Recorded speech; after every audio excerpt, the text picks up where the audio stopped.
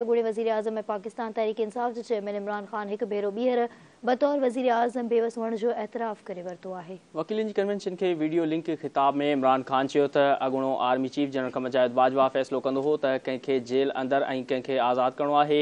हुन चयो त करप्शन में मुलविस वॾा नाला हिकु हिकु करे बरी थी रहिया आहिनि। मुंहिंजे दौर में उन्हनि करप्ट माण्हुनि ख़िलाफ़ केस मुकमल थिया पर नेब खे कमु करणु न ॾिनो वियो। जनरल बाजवा सभिनी खे NRO 2 ॾिनो। इमरान ख़ान चयो त मूंखे बि NRO ॾियण जो चयो वियो पर मां सम्झां थो त करप्ट माण्हुनि खे NRO ॾियणु मुल्क सां गद्दारी आहे। जेसिताईं मुल्क में इंसाफ़ न हूंदो कानून जी बालादस्ती न ईंदी।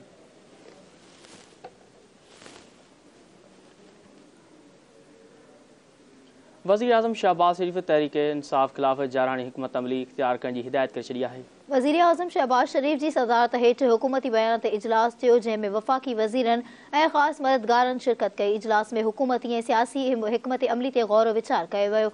वज़ीर आज़म शहबाज शरीफ़ तहरीक इंसाफ़ ख़िलाफ़ जारहानी हिकमत अमली इख्तियार करण ऐं सोशल मीडिया ते बि हुकूमती मौक़िफ़ खे उजागर करण जी हिदायत कई। इजलास में फ़ैसिलो कयो वियो त तहरीक इंसाफ़ हुकूमत जूं ख़ामियूं उजागर कयूं वञनि। वज़ीर आज़म चयो त PTI दौर जे मुआशी ख़ामियुनि खे बि उजागर कयो वञे।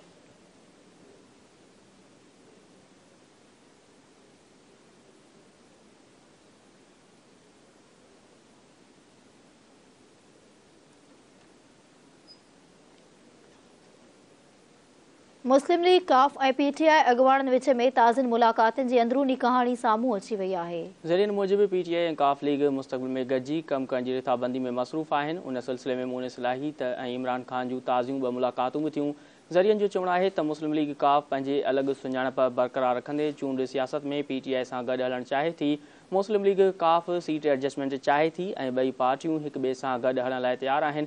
ज़रियनि जो चवणु आहे त मुनिस इलाही इमरान ख़ान खे परवेज़ इलाही जो पैगाम ॾिनो त हीउ वक़्तु असेंबलियुनि खे टोड़ण लाइ न मुनासिबु नाहे। मुनिस इलाही इमरान ख़ान खे यकीन ॾियारियो त हू जॾहिं चाहे असेंबली टोड़ी वेंदी पर काफ लीग जो मौक़िफ़ आहे त तकनि में तरक़ियाती कम हली रहिया आहिनि। अक्सरियती मेंबर बि चाहिनि था त असेंबलियूं कुझु देरि खां पोइ टोड़ियूं वञनि। ज़रियनि मूजिबि मुनिस इलाही तरफ़ां परवेज़ इलाही जो पैगाम इमरान ख़ान खे पहुचायो वियो आहे त इख़्तियार तव्हां जे हवाले कया विया आहिनि। हातमी फ़ैसिलो तव्हां कंदा। ज़रियनि जो चवणु आहे त मुनिस इलाही इमरान ख़ान खे चयो त असेंबलियूं जल्द टोड़ण सां PDM तरफ़ां इंतकामी कार्रवाई थी सघे थी।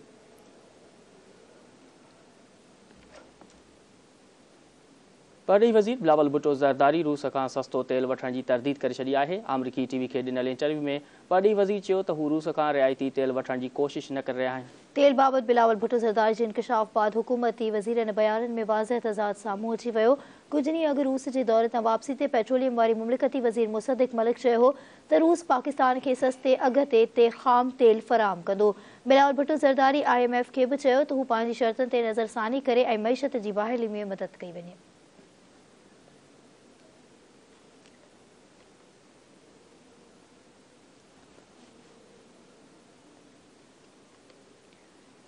वज़ीर आज़म जे ख़ासि मददगार अता तारड़ चयो आहे त इमरान ख़ान तोशाखाने में अरबे रुपयनि जी करप्शन कई। तोशाखाने जे तोहफ़नि खे विकिणी नथो सघिजे। इस्लामाबाद में प्रेस कॉन्फ्रेंस कंदे अता तारड़ चयो त 29 लख रुपया सरकारी ख़ज़ाने में जमा कराया विया जॾहिं त हिकु दोस्त मुल्क जी सरबराही ज्वेलरी जो तोहफ़ो ॾिनो। संदसि चवणु हो त 58 लख रुपया ज्वेलरी जी वैल्यू अलॻाई वई। 2021 ईस्वी में बलगार जो सेट आयो जंहिंजी क़ीमत $5 मिलियन ॿुधाई वई। अता तारड़ जो चवणु हो त जाली रसीदुनि खां कमु वरितो वियो ऐं 5 खां 6 अरब रुपयनि जी करप्शन कई वई।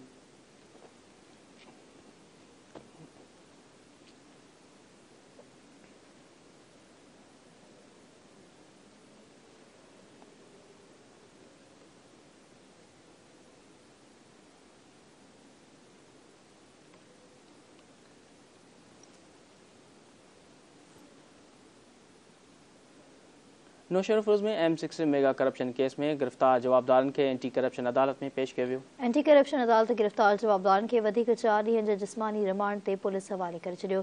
जवाबदारनि में मुख़्तियारकार शफ़ीक सूमरो, सोशल ऑफिसर सजाद मेमण, अज़ीज़ अंसारी ऐं रुस्तम खोसो, तपेदार गुलाम हकाणी ऐं स्टाफ वेंदड़ आफ्ताब सूमरो शामिल आहिनि।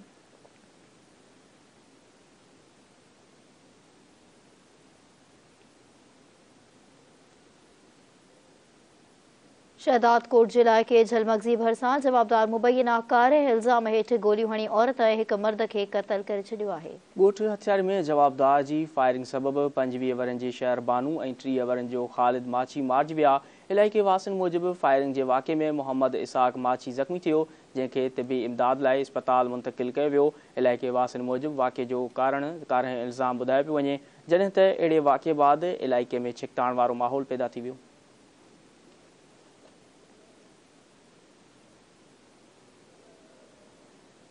उबावड़ विझो अणॼातल हथियारबंदनि 2 ॼणनि खे मुबैना तौरु अगवा करे फरार थी विया।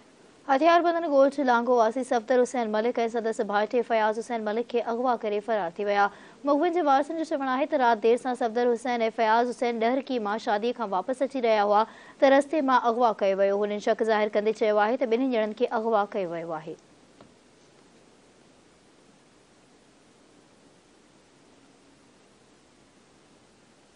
नाज़रीन, वगड़ भरिसां तेज़ रफ़्तार वैगन जे टकर लॻण जे नतीजे में मोटरसाइकिल सवार माउ पुट फौत थी विया। ॻोठ विका मोरी वटि इंडस हाईवे ते तेज़ रफ़्तार वैगन मोटरसाइकिल खे टक्कर हयूं, जंहिं नतीजे में मोहन जो दड़ो जे ॻोठ बगेवासी नवाब ख़ातून ऐं संदसि पुट शमसदीन चनो ज़ख़्मी थी पिया।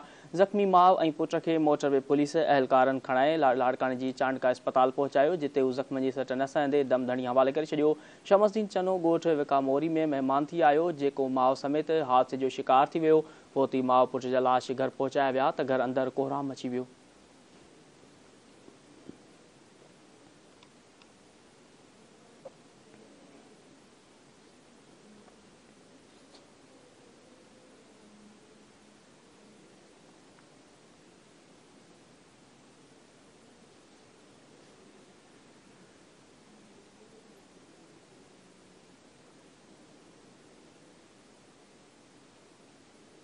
खेरपुर ऐं भरपासे में मलेरिया बुखार ते ज़ाब्तो न आयो। 2 भाउ ऐं भेण मलेरिया विघे इस्पताल में फ़ौत थी विया। इस्पताल इंतज़ामिया मूजिबि दाऊ ॻोठ जे रहवासिन 12 वरनि जी फातिमा ऐं 5 वरनि जे अबू सुफियान मलेरिया विघे दम धणी हवाले कयो।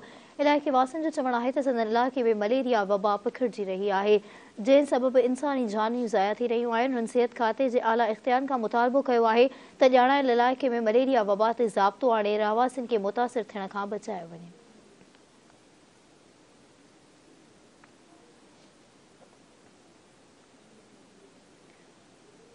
कंबर में गुज़िरियल राति बाईपास ते हादसे में ज़ख़्मी थियल नौजवान इस्पताल में फ़ौत थी वियो आहे।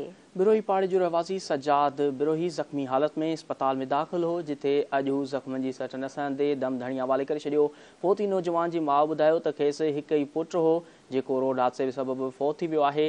पुलिस मूजिबि फ़ौती जो मर्द ज़रूरी कार्रवाई बाद वारसनि हवाले कयो वियो आहे। अहिड़े वाक़े बाद फ़ौती जो मर्द घर पहुचण ते घर भातियुनि ऐं भरपासे में सोग वारो माहौल पैदा थी वियो।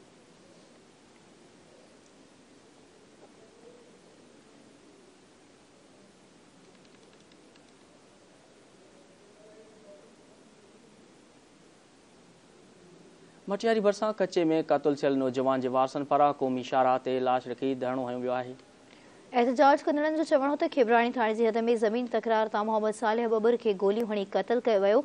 एहतजाज कंदड़नि आला इख़्तियारनि खां मुतालबो कयो त फौरी तौर ते मक़तूल जे जवाबदारनि खे गिरफ़्तार करे कार्रवाई कई वञे।